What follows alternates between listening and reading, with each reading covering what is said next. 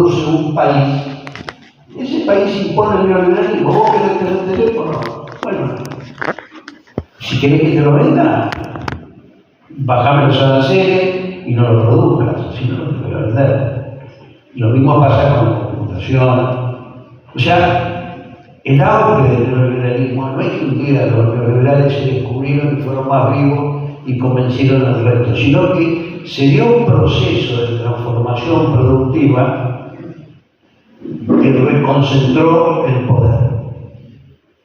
Eso va a tener obviamente consecuencias políticas que vamos a ver, pero en ese momento pasa eso, y ese es un dato muy importante, la relación entre esa revolución tecnológica y el auge neoliberal, que va acompañado de otra cosa, además de la caída del muro, que es el proceso de transiciones a la democracia en el mundo. Nosotros lo vivimos en la Argentina con mucha intensidad, porque salíamos de la dictadura.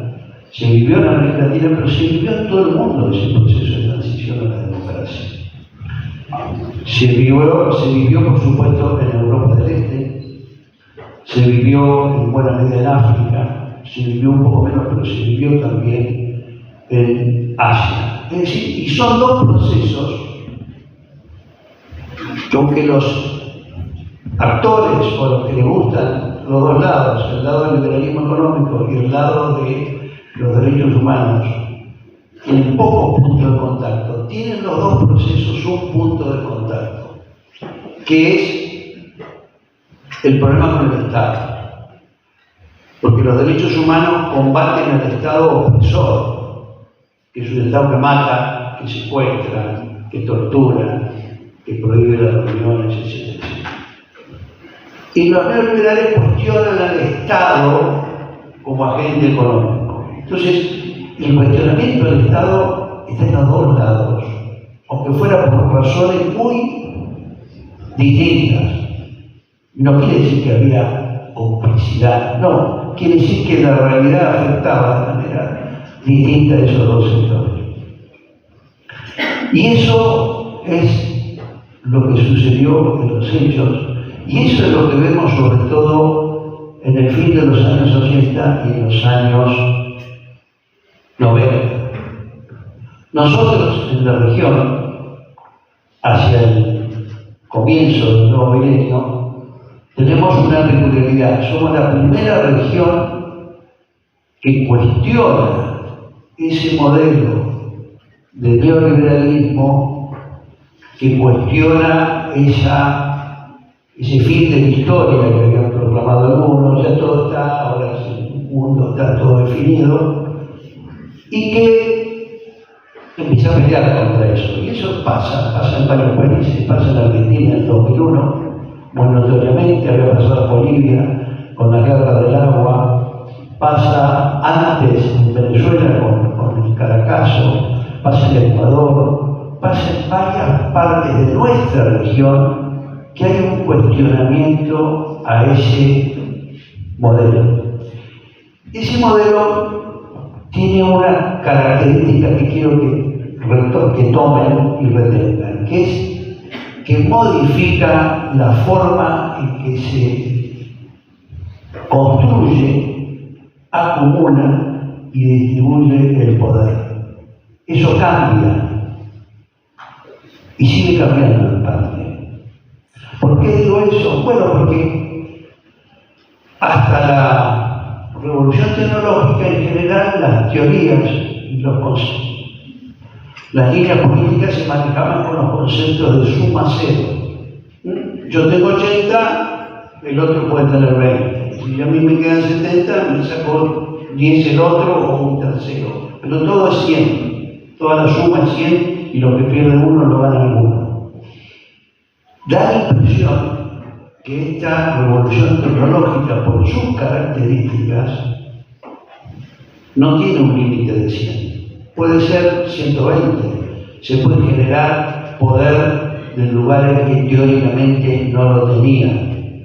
Es decir, se transforma ese proceso y eso en la política va a tener consecuencias en algunos casos sorprendentes, pero digamos, se modifica la forma en que se construye y utiliza el poder. Lo de las comunicaciones y las redes es como el ejemplo obvio, pero hay cosas bastante más profundas que eso, que es la producción, ¿no?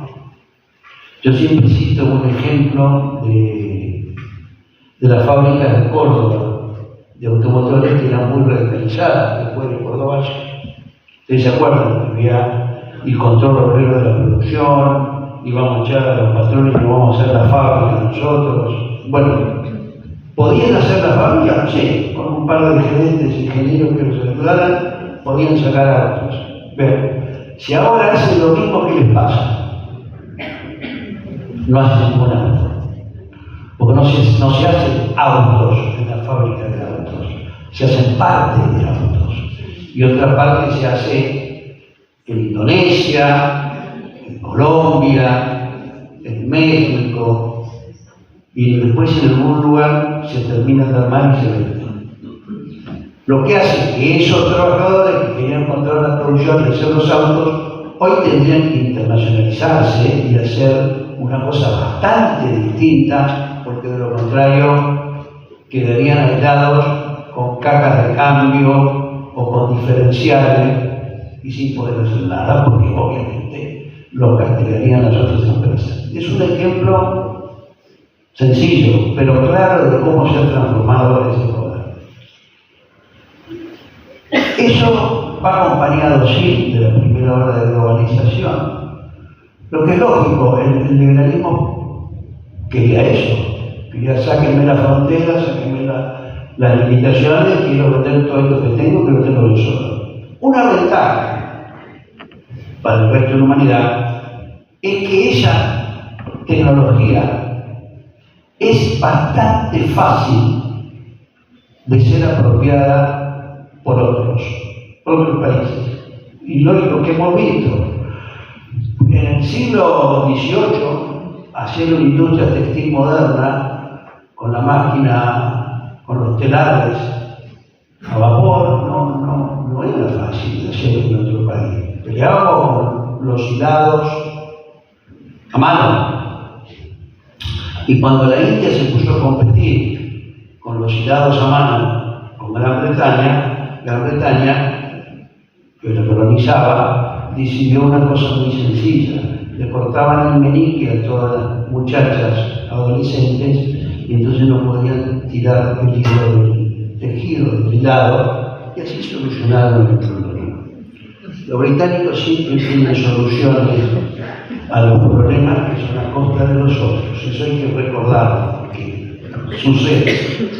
Pero bueno, lo que quiero señalar con esto es que ese cambio ha sido apropiado en buena medida por otros países, por otras sociedades y bastante rápido. Y este ha sido un elemento importante ¿para qué?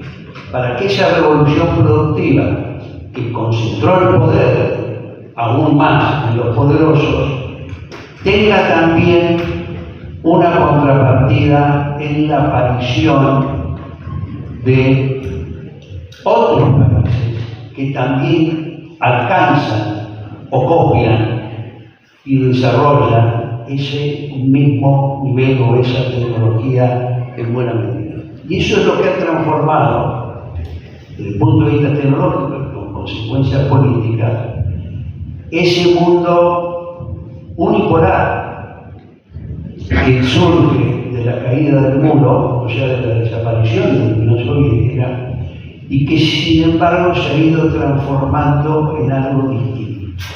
¿En qué? En un mundo crecientemente multipolar.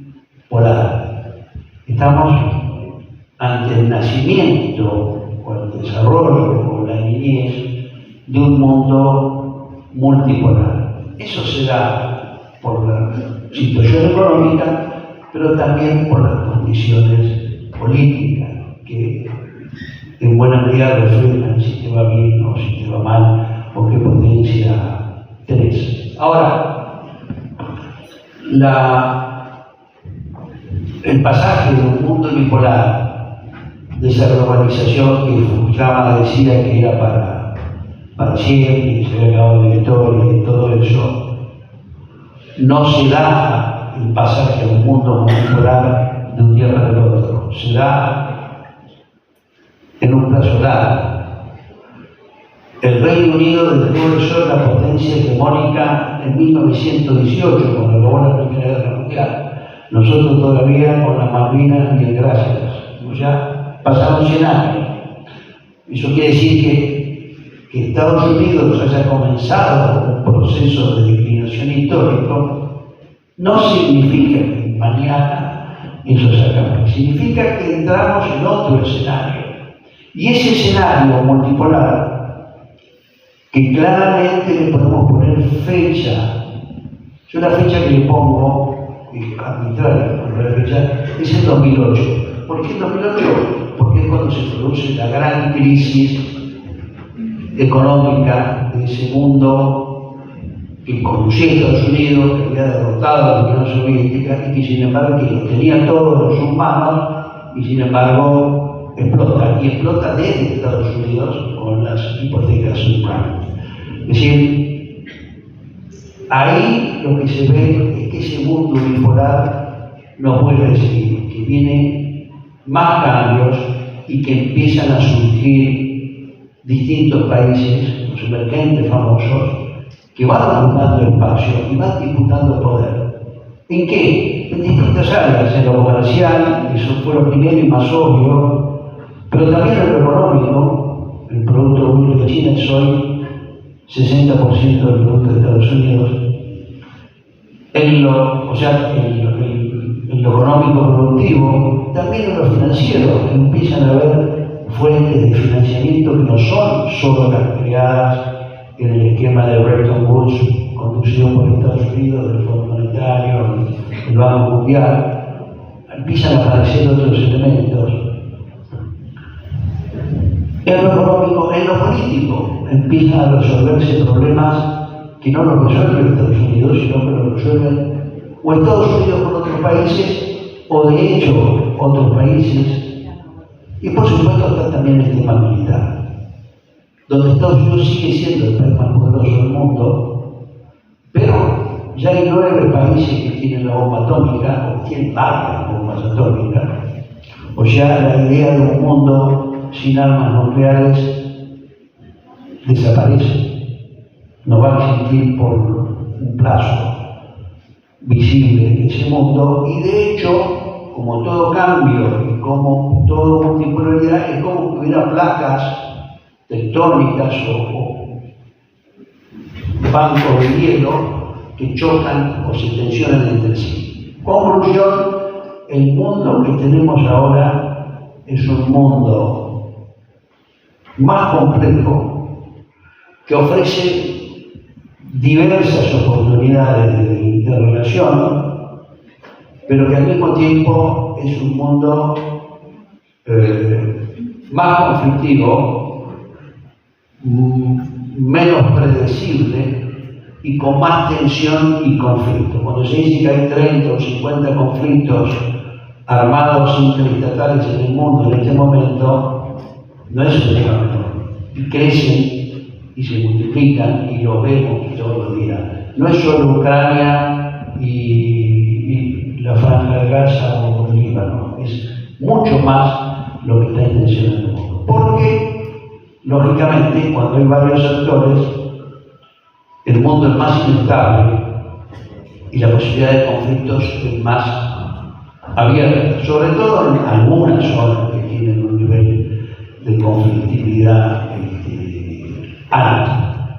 Ese es un punto que yo quería destacar. Ese cambio tecnológico que se da, que está acompañado del auge del neoliberalismo y que se acentúa por el individualismo extraordinario. Hay 2 frases que quiero recordar de los 2 adalides de ese proceso político. Uno es Margaret Thatcher y el otro es Ronald Reagan. Margaret Thatcher decía: ¿qué es la sociedad? La sociedad no existe, existen los individuos. Frase textual. Y una frase de Reagan: el Estado no es parte de la solución, es parte del problema. O sea que muchas de las cosas que escuchamos ahora no son nuevas ni novedosas, y son simplemente la repetición de aquellos que querían terminar con las regulaciones, con los controles. ¿Para qué? Para poder concentrar el poder más fácilmente. Un pequeño detalle, y es que esta revolución tecnológica ha hecho otro fenómeno. Además de crear el multipolarismo, hemos visto que se volvieron los BRICS ayer y anteayer, y que tienen una serie de cosas, y que hay otros países. Además de todo eso, hemos visto la aparición de una serie de grandes firmas que tienen un enorme poderío económico y que no está claro exactamente cuánto obedecen o no a un país y qué capacidad de acción tienen sobre los países. Quiero darles un dato que es bastante impresionante. Las 10 principales firmas tecnológicas tienen un producto bruto sumado más grande que China. Las 10. O sea, tienen más poder económico que 160, 170 países. Bueno, eso es un actor que depende del país de origen, en parte sí, que se le está tratando de poner alguna regulación, en parte también, lo acabamos de ver en Brasil, la pelea con Elon Musk. ¿Qué es eso? ¿Quién manda? ¿Manda Brasil o manda más? Ahí ganó Brasil. Francia hizo lo mismo con Telegram. Puso una multa porque Telegram sacaba cosas que ellos parecían que estaban mal y le hacía pagar no sé cuántos miles de millones de euros. Y hay otra contra Google, que está delante de la Unión Europea. O sea, hay un debate adicional a eso, que qué regulación se va a hacer. Primero de ese capital financiero en general y en particular de las grandes tecnológicas. Ese es parte del mundo que tenemos, que es un mundo financierizado, con un gran desarrollo tecnológico, donde la globalización va acompañada de procesos de desglobalización al mismo tiempo, donde se dan los procesos de regionalización de la producción. O sea, vuelve a tomar más valor las regiones. Entre otras cosas porque desconfían. Entonces lo que fue en toda época llevar la producción a China, producción todavía, ahora dicen no, si podamos sacamos algo, pongámoslo en otro lado, cambiemos, hagamos cosas. Bueno, ese es un tema importante y que va a marcar todo lo que pase y no pase en los próximos años. Un segundo tema que yo quiero señalar es el cambio climático, que existe, que en general no le damos mucha importancia, que en general los países desarrollados hacen los distraídos porque no quieren pagar lo que tienen que pagar, que es bajar su nivel de desarrollo para que la temperatura no siga subiendo, pero que es un tema que afecta a todos los países. Nosotros, afortunadamente, no somos los que estamos peor en ese listado, pero ese es un tema que va a tener creciente relevancia y que va a cambiar muchas cosas. La forma de producción, la forma de distribución de los bienes, el valor de la energía, en fin, tiene una serie de efectos enormes y es muy importante tenerlo en cuenta. Hay otro elemento que es de políticas sociales, que es la insatisfacción democrática que se vive en el mundo. Y hay un malestar. Algo parecido pasó en el siglo XX por esta misma época. Si ustedes recuerdan, en el siglo XX, en esta época, hubo dos libros muy importantes. Uno de Sigmund Freud, que se llamaba El malestar en la cultura. Y otro de un pensador que se llamaba Oswald Spencer y que se llamaba La decadencia del Occidente. Todo eso fue en los 20, los años locos que terminaron en la crisis del 30 y después en la Guerra Mundial. Ya que son momentos medio complicados. Esa insatisfacción democrática tiene que ver con la no concreción de la democracia de lo que había dicho Alfonsín. Hay que saber la culpa de Alfonsín, pero Alfonsín dijo: con la democracia se come, se cuida y se educa. Y la verdad que en buena parte del mundo, con la democracia simplemente no se come, se cuida y se educa, sino que hay que tener otros elementos económicos y sociales. Esos otros elementos eran lo que se denominaba el estado de bienestar. Eso. Y ese estado de bienestar existió hasta que comenzó la revolución tecnológica, se acabó la Guerra Fría y empezó la destrucción del estado de bienestar en los países desarrollados. No les digo como lo fue a nosotros, que tenemos estados de bienestar mucho más precarios y mucho más limitados. ¿Y por qué ese es un pacto? Porque ese es un pacto que tiene fecha. El pacto del estado de bienestar tiene fecha de 1942 y se llama el Pacto del Atlántico. Y es cuando Estados Unidos en la Segunda Guerra Mundial y firma con el Reino Unido el Pacto del Atlántico, donde se comprometen a que después de la guerra, la reconstrucción y el sufrimiento que estén pasando va a ser compensado o acompañado por un Estado que va a acompañar a la gente, que no la va a dejar sola. La frase en inglés era "from cradle to grave", de la cuna a la tumba. El Estado te va a acompañar y vas a tener una salud gratis. Ese es el pacto sobre el que se dice, sobre el que van a morir millones de personas en la guerra, porque ese es el pacto que está. Ese pacto el neoliberalismo lo rompe, lo quiebra, lo traiciona. Y en la verdad, aunque a algunos no les guste, la socialdemocracia también lo traicionó. Con la tercera vía lo licuó y así hemos quedado con una situación en donde esa protección, al contrario, ha sido reemplazada por visiones de que es mejor estar solo, que solo tienes que arreglar bien la vida, que vas a triunfar si te lo propones, y bueno, todo lo que sabemos de eso. Esa insatisfacción democrática ha traído otro fenómeno político, que es la aparición, o la reaparición, mejor dicho, de la ultraderecha en los países capitalistas avanzados y no tan avanzados. Y eso es lo que estamos viviendo en buena medida. Y ese producto, y ese malestar con la democracia ha sido aprovechado por una ultraderecha que no es democrática, que es antidemocrática y que pega con muchos argumentos y muchos palos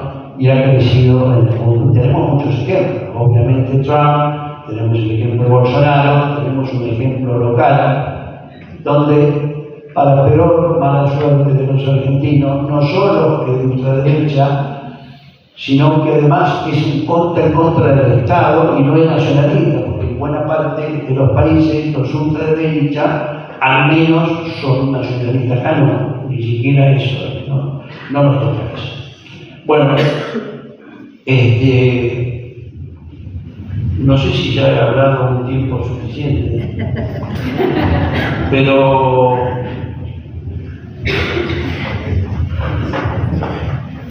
hay hay muchas cosas que se pueden seguir hablando, pero los cambios del mercado de trabajo, por ejemplo. Si la robótica va a eliminar el trabajo, no, yo voy a contar dos anécdotas. Yo estaba en China, viví en China, pero yo fui a China varias veces, no por él.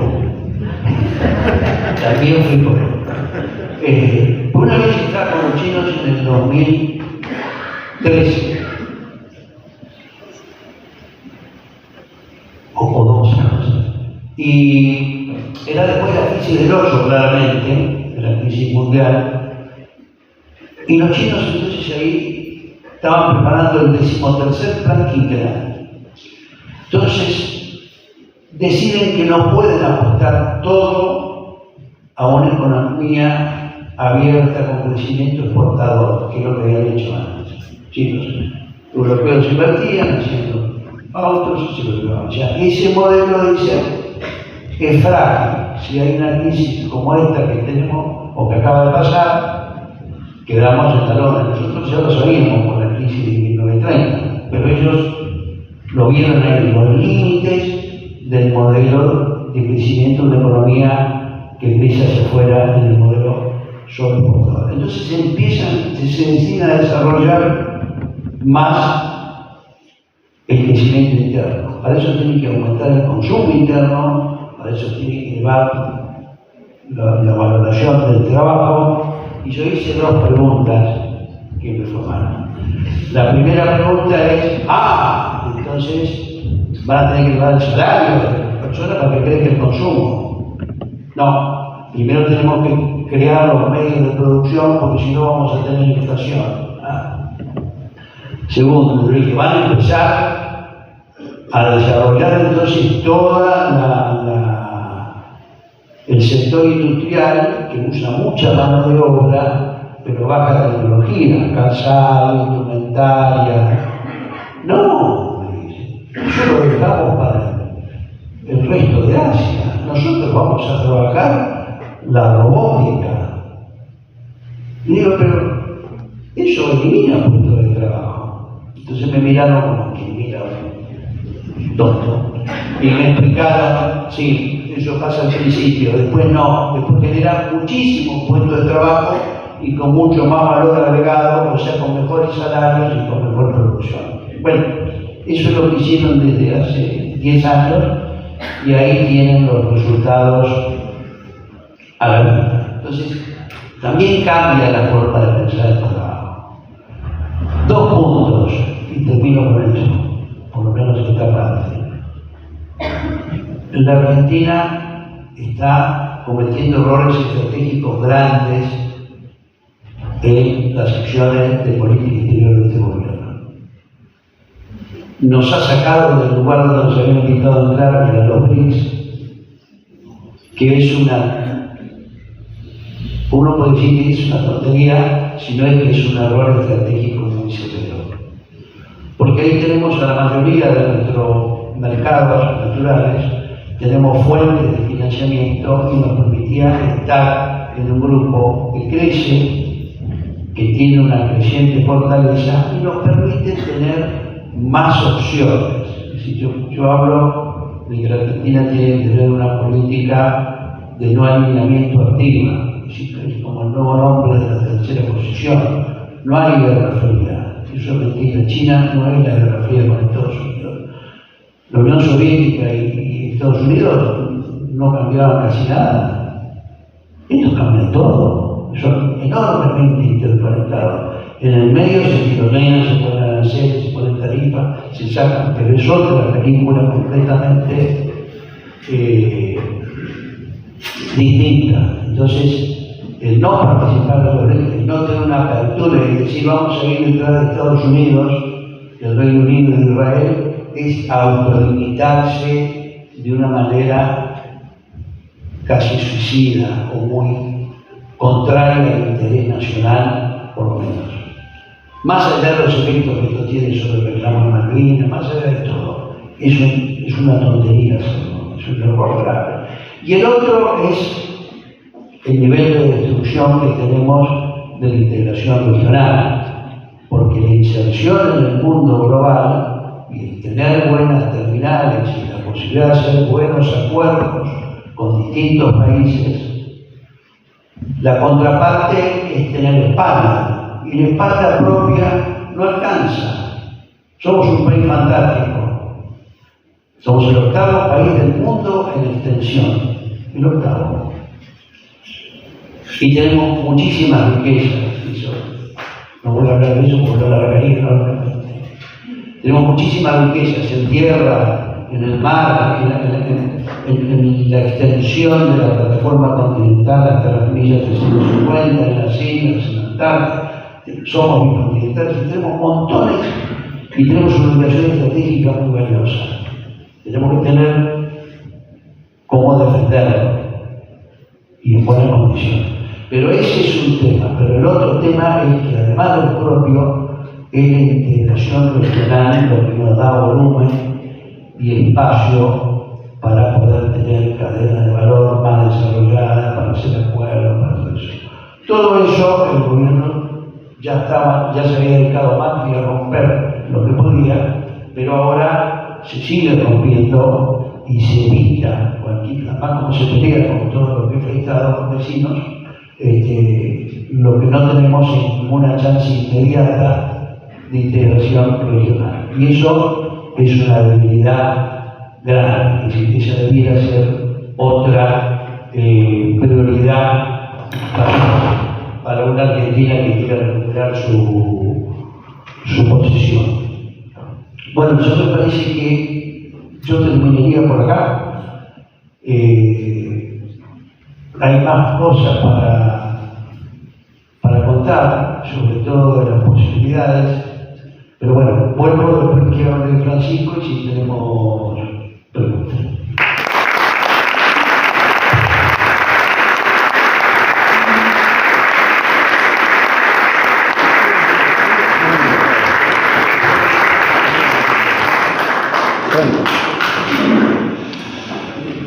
Buenas, antes que nada quisiera tomar un momento para agradecer a Juan, agradecer a Silvio, agradecer a todas las organizaciones involucradas y agradecer a todos y cada uno de ustedes que están aquí presentes escuchándonos.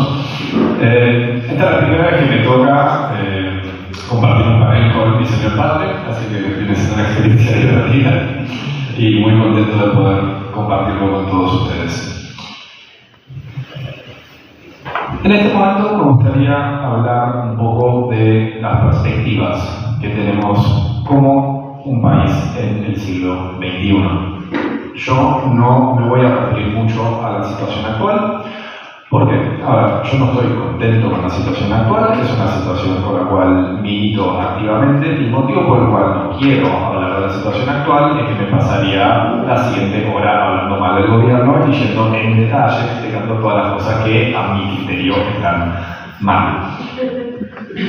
Pero, más allá de la situación en la que nos encontramos actualmente, más allá de la profundidad de la crisis que estamos atravesando, más allá del sufrimiento en gran medida bastante gratuito que atraviesa la gran mayoría de nuestra población, a pesar de eso, yo soy y sigo siendo muy optimista del futuro de este país.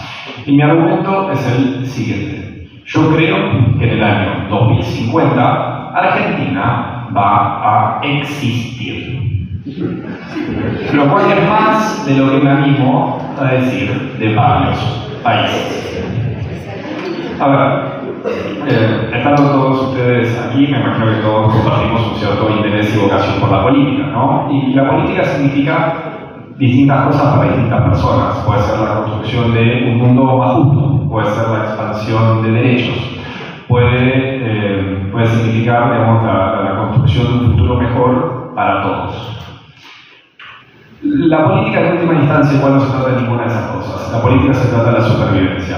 Porque los mejores valores del mundo, las mejores intenciones del mundo, valen nada si están borrados de la faz de la tierra. Cosa que le ha pasado a los sumerios, a los acadios, a los sármatas, a los egipcitas, a los aztecas, a los incas y a muchos, muchos pueblos más. Pero eso no nos va a pasar a nosotros por un buen plazo. La Argentina en 2050 va a seguir existiendo.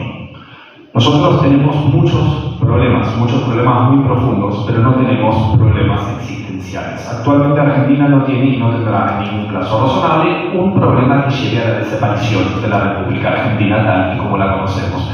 Y eso en décadas venideras va a valer oro. A esto se le suma algunos factores que me gustaría enumerar, que no solo no aseguran solamente la supervivencia de la Argentina, sino que también nos dan la posibilidad de un futuro bastante más prometedor. Empecemos por cosas básicas. Argentina tiene gente joven. Argentina es el país del G20 con la mejor demografía. Nuestra población va a seguir creciendo durante varias décadas. Eso nos asegura además crecimiento económico. Se calcula que para el año 2050 vamos a tener alrededor de 60 millones de personas. Y esto es bueno por dos motivos. En primer lugar, vamos a seguir teniendo gente joven que pueda trabajar, pero por otro lado, no es tanta gente. Es un incremento del 33%, lo cual es bastante manejable. Eso además nos garantiza otra cosa. Eso nos garantiza que aún con un crecimiento económico paupérrimo, esta sociedad va a ser sustancialmente más próspera. Ahora, si nos animamos a ser un poco más optimistas, y no les hablo aquí de milagro económico, no les digo crecimiento a tasas chinas, ascenso meteórico, grandes saltos en la producción, no. Un buen desempeño económico, 4%. Si Argentina crece al 4% promedio en los siguientes 35 años, llegamos al 2060 con el PBI nominal y per cápita de Italia. 4%. No damos más que eso. Va a ser una sociedad sustancialmente más próspera y un país significativamente más poderoso. ¿Por qué podríamos lograr ese 4% cuando tradicionalmente nuestro país ha sido protagonista de severos y reiterados vaivenes económicos? Bueno, tenemos algunas ventajas importantes. Argentina es un país que produce comida, que es algo que la gente tiene que consumir todos los días, a diferencia de los iPhones. No solo eso, somos un país cuya producción agrícola es bastante menos dependiente de fertilizantes que otras partes del mundo, lo cual significa, aún en un conflicto global severo que interrumpa líneas de suministro logístico, en este país no va a haber hambruna. Este país va a poder seguir exportando comida a otras partes del mundo y esa comida se va a poder vender bastante más cara.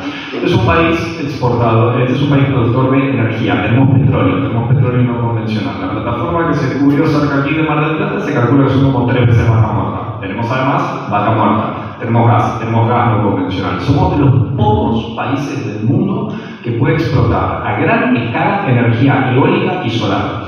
Y cuando digo poco, quiero decir 8. Tal vez no. Tenemos minería, tenemos litio. Muchos han hablado del litio, pero también tenemos cobre. Tenemos algunos yacimientos que se han descubierto y muchos yacimientos que están por descubrirse. ¿Cómo sé esto?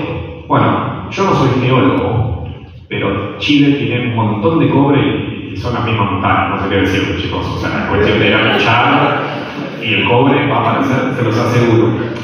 Un dato interesante, en los siguientes 20 años se tiene que minar más cobre que todo el cobre que se ha minado en la historia humana. La historia humana empieza en la edad de bronce. Para bronce necesitamos cobre.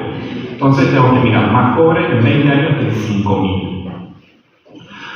Argentina, además, es un país bien anclado geográficamente entre una cordillera, una meseta, una jungla, una Mesopotamia y el océano Atlántico. Además, es un país que queda bastante lejos. Es el 8º país más grande del mundo y todo eso combinado hace que Argentina sea uno de los lugares militarmente más difíciles de invadir sobre el planeta Tierra. Y debido a nuestra locación y debido a nuestra geografía, nosotros podemos montar defensas estratégicas efectivas de nuestro territorio nacional. Nosotros además somos un país que no tiene hipótesis de conflicto activo con ninguno de nuestros vecinos. A pesar de la ocupación militar que sufren las Islas Malvinas, esa no es una hipótesis de conflicto activa porque el Reino Unido va a estar demasiado ocupado en las siguientes décadas lidiando con su propio deterioro nacional. Este, además, es un país donde la mayoría de la población, los ríos navegables, las ciudades, la producción de comida y las industrias se ubican en la franja central, en un país que es mayoritariamente chato. Esto significa que nadie se puede independizar. Este país es imposible que se balcanice porque mientras la franja central termine algo, el norte y el sur van a tener que acompañar porque militarmente no pueden separarse. Argentina no es un país que no enfrenta ningún problema existencial, interno o externo. Y un dato de color importante, a nosotros nadie nos está apuntando armas nucleares y eso no es nada. Ahora, ¿por qué? Si tenemos todas estas ventajas, hasta ahora este país no ha logrado alcanzar su potencial. Bueno, esto es una observación más anecdótica, pero en mi experiencia he notado que los argentinos y las argentinas no tenemos ningún problema en vernos como los mejores o los peores del mundo, dependiendo la hora del día que la hagan esa pregunta. ¿Saben cuál es el sapo que sí nos cuesta tragar? El hecho de que probablemente nunca hayamos estado en demasiado control de nuestro destino. Por ejemplo, hay muchas cosas que se pueden decir acerca del modelo agroexportador, ¿no? De hecho, escribí mi primer libro justamente sobre Julio Argentino Roca y mi segundo sobre China. Como entenderán, soy un hombre al cual no le gusta la polémica y por eso escribo libros sobre temas fáciles, sobre los cuales la gente no tiene opiniones fuertes al respecto.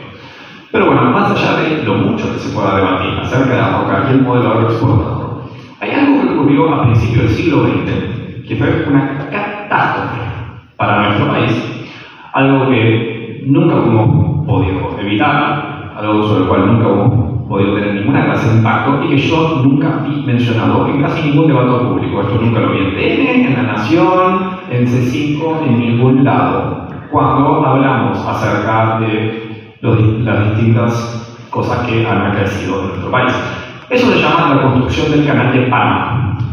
Ante el Canal de Panamá, Buenos Aires era uno de los puertos más importantes del mundo, porque todos los barcos que iban del Atlántico al Pacífico, del Pacífico al Atlántico, pasaban por acá. Un barco que iba de Nueva York a San Francisco pasaba por acá. Estados Unidos arrancó Panamá a Colombia y construyó ese canal. ¿Qué pudimos haber hecho nosotros para impedir ese resultado? Nada. La respuesta es nada. No íbamos a mandar un grupo comando a Panamá a volar el canal. No íbamos a mandar nuestra flota al Mar Caribe a pelear contra la flota estadounidense. Nosotros no pudimos evitarlo y el resultado fue un impacto duro. Después, ¿qué nos pasó?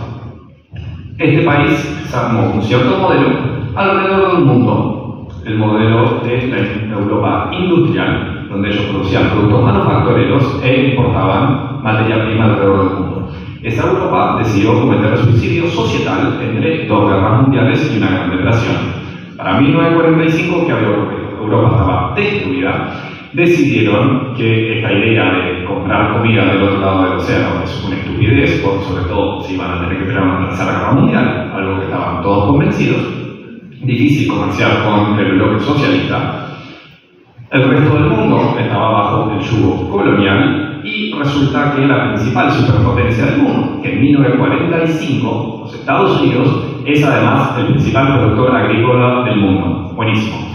Entonces, en ese panorama, las opciones de Argentina eran bastante limitadas. Llevamos adelante un esfuerzo importante por intentar industrializar este país, en un mundo donde la mayoría del capital disponible estaban yendo a Europa, a Japón y después Corea del Sur, Taiwán y otros lugares que Estados Unidos le interesaba desarrollar para contener al bloque socialista.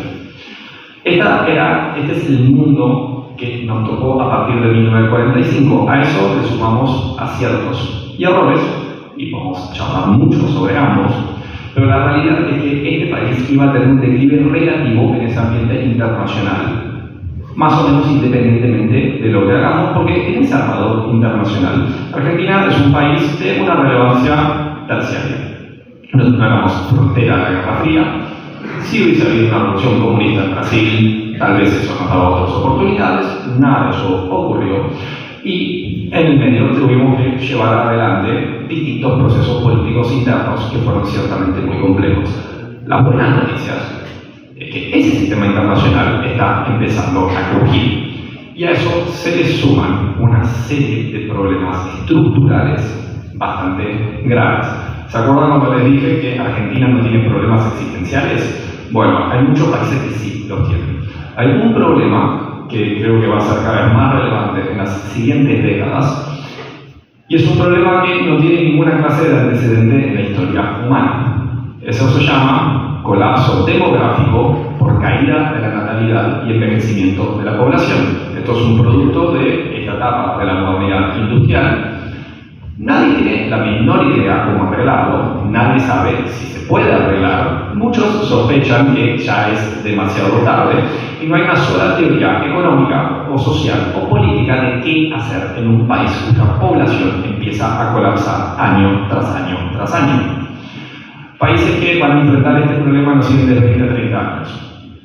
Japón, China, Rusia, Ucrania, Polonia, Alemania, Italia, España, Portugal, Grecia, Canadá, entre otros. El peor de todos es, por lejos, Corea del Sur.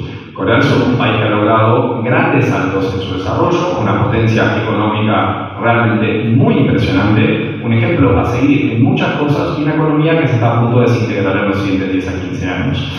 Por cada 100 habitantes que tiene hoy Corea del Sur, le van a quedar 4 en el año 2100. Si no pasan otras cosas en el medio, porque Corea del Sur tiene un vecino al norte, Corea del Norte, que por varios motivos no enfrenta problemas de envejecimiento de la población y que además tiene armas nucleares. A esto se le suma, además, una multiplicación de las hipótesis de conflicto alrededor del mundo. Hemos visto el estallido de la guerra de Ucrania, que se está acercando a su tercer año y que todavía sus consecuencias van a ser difíciles de predecir. Vemos la guerra en Medio Oriente, que acaba de cumplir su primer año, y en ese primer año la realidad es que la situación para todas las partes involucradas solo ha empeorado y la guerra solo se ha expandido. Una guerra que aún tiene el potencial de volverse mucho, mucho peor. Una guerra que puede llevar al colapso de la producción petrolera en el Medio Oriente y al colapso del comercio entre Europa y Asia si colapsa el Mar Rojo.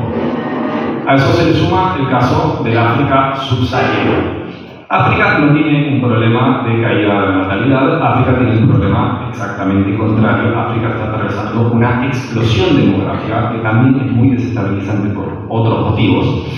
Y además, esta población africana que crece año a año está toda alimentada de una producción agrícola que es extremadamente dependiente de la disponibilidad de fertilizantes. La mayoría de los fertilizantes del mundo vienen de dos países, Rusia y China. Cualquier conflicto ahí puede generar una crisis alimentaria muy fuerte. A esto se le suma el hecho de que el calentamiento global no le va a hacer ninguna clase de favor a África, el norte de África, Medio Oriente y otras partes del mundo. La situación de Europa también es ciertamente compleja por esto. Europa, además, está encontrando cada vez más dificultades para poder dar respuesta a este problema. Curiosamente, cuando se habla de demografía, mucha gente siempre cita la opción obvia, la inmigración.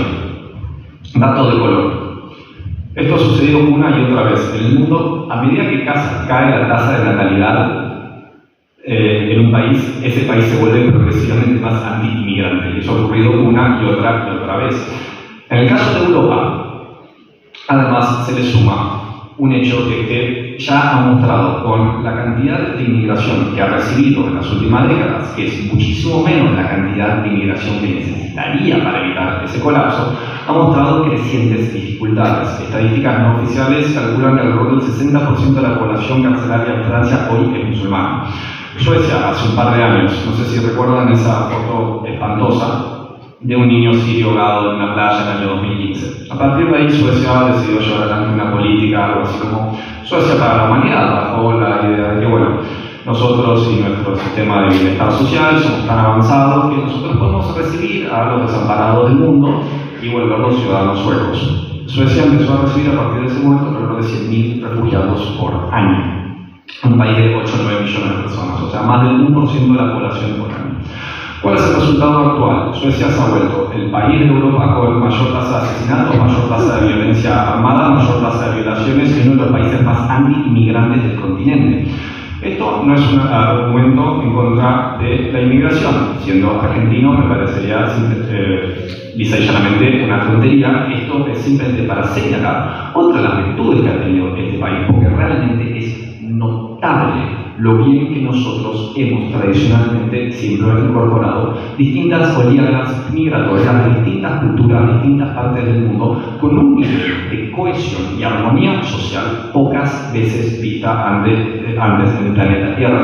Este país ha tenido experiencias muy tempranas en la globalización y las ha resuelto remarcablemente bien. La situación, por otro lado, en Estados Unidos. Ahora, dentro de poco, tendremos una elección presidencial. Es altamente posible que Donald Trump vuelva a ser elegido presidente de Estados Unidos. También es altamente probable que Donald Trump pierda y no reconozca el resultado, teniendo en cuenta que el 60% de los votantes republicanos piensan que ya le robaron una elección. Un país que tiene una serie de milicias armadas tiene más tiroteos masivos que días en el año, con los primeros países industrializados en empezar a caer en su expectativa de vida. Un país que está atravesando una crisis muy profunda en la legitimidad de su régimen de gobierno, y un país que está en un momento donde sus tensiones internas pueden expirar, pueden aumentar mucho. ¿Por qué digo todo esto? Porque me parece que es importante valorar lo que tiene la Argentina en un país donde nos hemos acostumbrado a un ataque constante, cuyo objetivo pareciera ser la demolición absoluta de cualquier clase de autoestima nacional. Nos quieren convencer muchos medios, muchos políticos y muchas personas de que este país es una porquería, que nosotros somos una porquería y que no valemos nada. ¿Por qué? Porque es más fácil regalarlo de esa manera. Y digo regalarlo por no venderlo, porque por lo menos si lo vendiesen habría algo a cambio, pero eso ni siquiera pareciera en mi intención. ¿Y por qué me parece que es importante dar estas discusiones? Nuevamente, yo no soy ajeno a los graves problemas que atraviesa este país. Este país está muy lejos de poder volverse el país que me parece que todas las personas que estamos acá querríamos vivir. Pero nada está perdido. Milei no es el fin de la Argentina. Tenemos problemas, tenemos desafíos, ciertamente, pero el cielo nos está cayendo a pedazos. Y mucho de lo que nosotros vemos en el discurso es un esfuerzo por justamente quitarnos esa esperanza respecto al futuro. Lo que quieren es justamente quebrarnos para que nos acostumbremos al modelo que ellos nos plantean, para que pensamos que no hay otra clase de país posible, para que nos resignemos y abandonemos cualquier pretensión de construcción de una sociedad. Por los motivos que yo enumeré, efectivamente, nosotros tenemos una base que es realmente muy prometedora, que nos asegura un cierto nivel de crecimiento económico. Ese crecimiento va a existir más o menos independientemente de lo que hagamos. Ahora, nuestro desafío en las décadas venideras es cómo a eso le sumamos desarrollo, cómo podemos dar saltos cualitativos en la matriz productiva tecnológica de nuestra nación, para justamente poder construir una sociedad mucho más igualitaria, mucho más desarrollada, mucho más próspera, y que sea un destino atractivo para nuevamente, en la segunda mitad de este siglo, empezar a recibir nuevamente masas y masas de personas que vengan a estas cosas buscando construir un futuro